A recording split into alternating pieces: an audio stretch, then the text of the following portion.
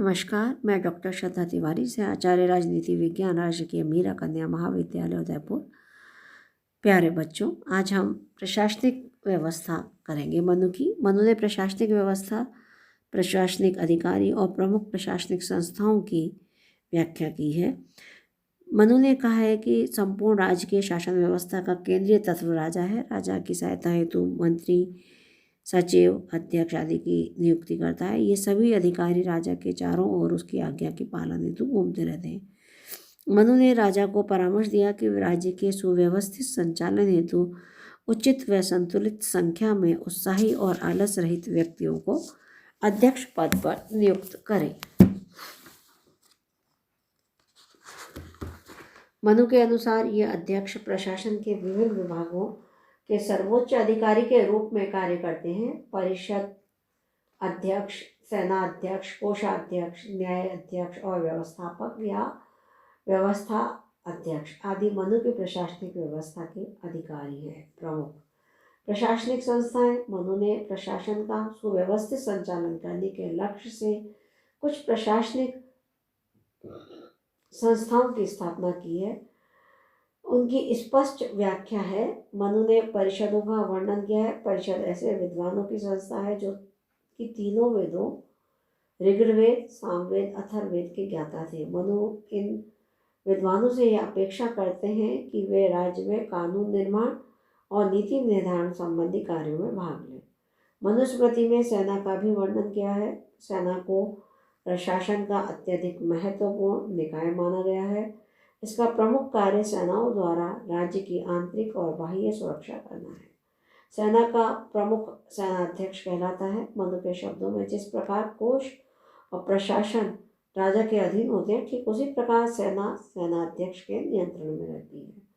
मनु की प्रशासनिक व्यवस्था का अत्यंत महत्वपूर्ण भाग दूत है।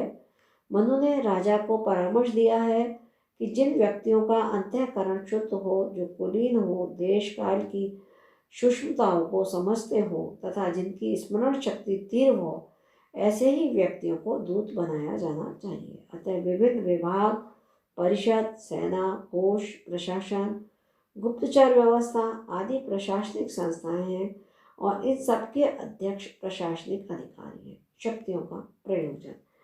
मनु की प्रशासनिक व्यवस्था में शक्तियों का प्रत्यायोजन व विकेंद्रीकरण पाया जाता है। राजा में ही समस्त शक्तियां निहित हैं। साथ ही साथ राजा अपने कार्यों का विभाजन अधीनस्थ कर्मचारियों और अधिकारियों के बीच कर देता है। मनु ने राजा को परामर्श दिया है कि कार्यभार की अधिकता के कारण राजा को अपनी शक्ति व अधिकारों का वितरण व विभाजन मंत्रियों, सचिवों, अध्यक्षों और अन्य प्रशासनिक अधिकारियों के बीच कर देना चाहिए।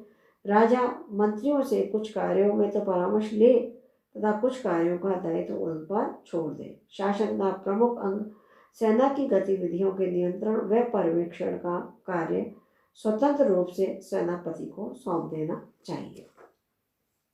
मनु ने मनुस्मृति में शक्ति के विकेंद्रीकरण, राजा में प्रजा में शासन और प्रादेशिक प्रशासन में शक्तियों के प्रत्यायोजन के महत्व को स्वीकार किया है।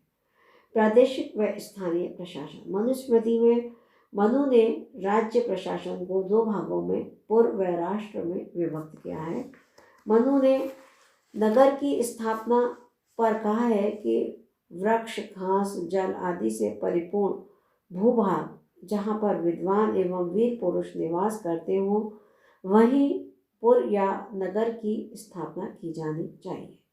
मनु का मत है कि शासन व्यवस्था के सफलतम व सुव्यवस्थित संचालन के लिए संपूर्ण राष्ट्र के शासन को विभिन्न छोटे छोटे स्तर पर बांट देना चाहिए। यही उपयुक्त व सर्वोत्तम विभाजन है।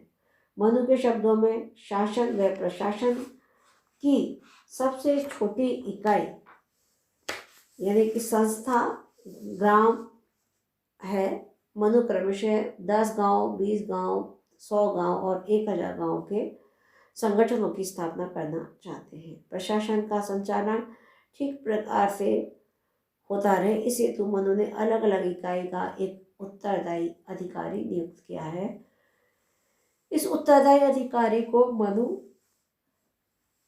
रक्षक कहते हैं, रक्षक का कार्य है कि वह प्रजा से कर एकत्र करे, उन्हें उच्च अधिकारी तक पहुंचाए और ग्राम में शांति और व्यवस्था बनाए रखे। ग्राम स्तर के प्रशासन का संचालन करने के लिए प्रत्येक निम्न अधिकारी को अपने से उच्च अधिकारी के प्रति उत्तरदायी और कर्तव्यनिष्ठ माना गया है। एक गांव के रक्षक को 100 गांव के रक्षक के प्रति, 10 गांव के रक्षक को 100 गांव के रक्षक के प्रति और 100 गांव के रक्षक को 1000 गांव के रक्षक के प्रति उत्तरदायी माना जाता है। मनु ने राजा को परामर्श दिया कि नगर प्रशासन हेतु एक ऐसे अधिकारी नियुक्त किया जाए जो शूरवीर, तेजस्वी, विचारवान और उत्तरदायित्व जैसे गुणों से परिपूर्ण हो। इस अधिकारी का उत्तरदायित्व होगा कि वह प्रजा की सुरक्षा, लोगों के कार्यों का निरीक्षण व परीक्षण तथा भ्रष्ट अधिकारियों को दंडित करे। अतः मनु को स्थानीय व प्रादेशिक व्यवस्था, योग्यता और उत्तरदायित्व की भावना से ओतप्रोत है। प्रशासनिक अधिकारियों व कर्मचारियों पर नियंत्रण। राजा द्वारा नियुक्त अधिकारी और कर्मचारियों पर मनु ने संपूर्ण नियंत्रण को अति आवश्यक माना है। मनु के नियंत्रण का लक्ष्य भ्रष्टाचार की प्रवृत्ति को समाप्त करना है। मनु का विचार है कि सामान्य रूप से प्रशासनिक शक्ति का प्रयोग करने वाले अधिकारी सामान्य रूप से भ्रष्ट हो ही जाते हैं, अतः इसी प्रवृत्ति पर अनिवार्य रूप से नियंत्रण होना चाहिए। मनु के शब्दों में राजा द्वारा नियुक्त अधिकारी सदैव दूसरों का धन लेने में रुचि रखते हैं। ऐसी स्थिति में राजा का यह दायित्व हो जाता है कि वैसे भ्रष्ट अधिकारियों को प्रवृत्ति पर अंकुश लगाकर प्रजा की रक्षा करे। मनु ने भ्रष्ट अधिकारियों के दंड पर कहा है कि भ्रष्टाचार एक गंभीर अपराध है। रिश्वतखोर अधिकारियों को संपत्ति उनसे छीनकर उन्हें राज्य से निष्कासित करने का दंड दिया जाता है। राजा पर नियंत्रण।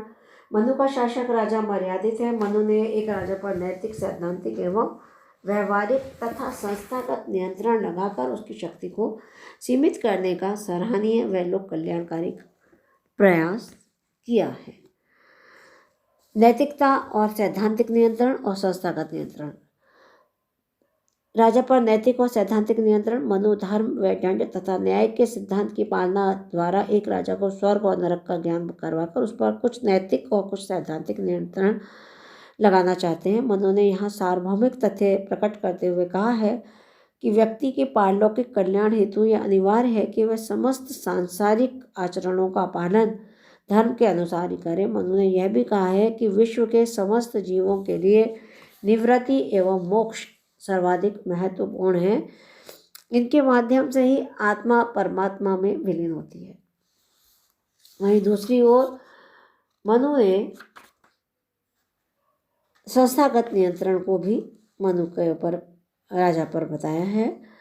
वे ये कहते हैं कि राजा एक पुरुषार्थी व्यक्ति है और उसके ऊपर उसके मंत्रियों का भी नियंत्रण होता है।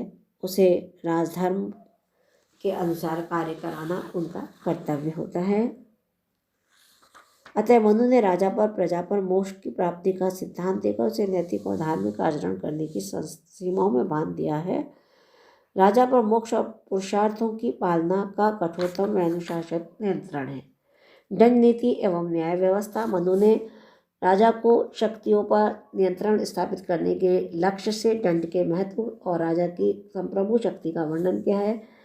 मनु के शब्दों में दंड ही संपूर्ण जनता पर राज्य करता है। जब प्रजा सोती है तो दंड जगाता है। दंड के भय के कारण ही चोर चोरी नहीं करते। दंड को धर्म माना जाता है। इसी कारण लोग भय के कारण ही धार्मिक कार्यों का संपूर्ण निर्वाह करते हैं। संस्थागत नियंत्रण। राजा पर जहाँ नैतिक नियंत्रण लगा रखे हैं वहीं एक राजा का कुछ संस्थागत नियंत्रण भी है। संस्थागत नियंत्रण की पालना करना राजा का दायित्व है। राजा संपूर्ण राज्य का संस्थागत प्रधान होता है। समस्त प्रशासनिक अधिकारी उसके अधीन होते हैं, लेकिन इसका यह अर्थ नहीं कि राजा निरंकुश है। राजा पर नियंत्रण यह है कि सभी अध्यक्षों, मंत्रियों और प्रशासनिक अधिकारियों से प्रशासन हेतु विचार विमर्श मंत्रणा अनिवार्य रूप से करे। सभी परामर्श को राज्य की सफलता और सुचालन हेतु स्वीकार करें। मनु ने राजा को स्थानीय संदर्भ में भी सीमित शक्तियाँ प्रदान की हैं। एक स्थानीय प्रशासन के संचालन हेतु अध्यक्ष और मंत्रियों की नियुक्ति का भी अलग से रूप बताया है। आज के व्याख्यान में इतना ही।